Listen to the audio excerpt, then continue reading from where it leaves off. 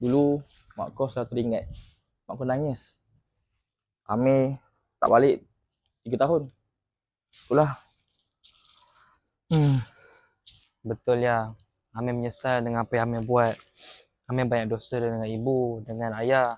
Jadi Amir nak bantu apa yang Amir boleh buat bila balik kampung ni. Amir kutiplah sikit-sikit daun ke. Terima kasih ayah.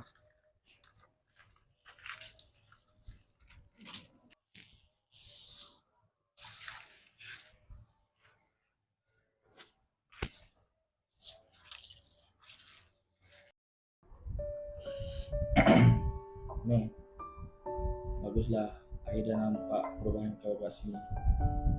Inilah mak kau nak selama ni. Apa yang didoakan, alhamdulillah makbul. Teruskan ya Amir. Banggakan mak kat sana. Baik ayah.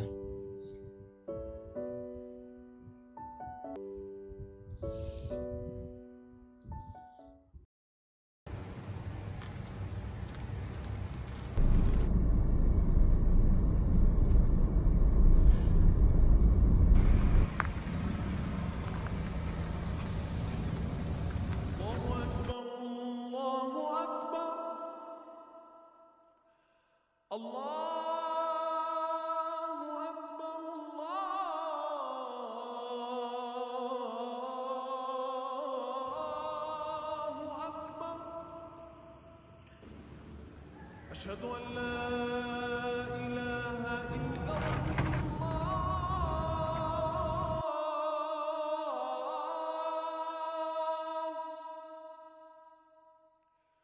أشهد أن لا إله إلا الله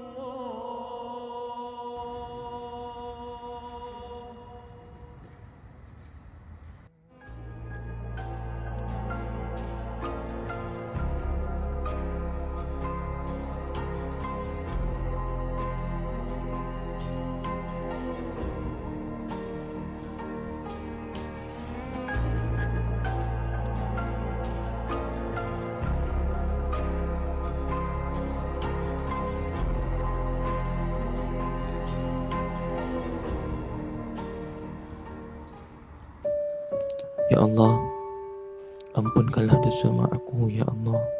Ya Allah, masukkanlah mak aku di dalam syurga-Mu tanpa hisab, Ya Allah. Ya Allah, mudahkanlah segala urusan mak aku di dalam kubur itu, Ya Allah. Mak kabulkanlah doa aku ini, Ya Allah. Amin ya Rabbal Alamin.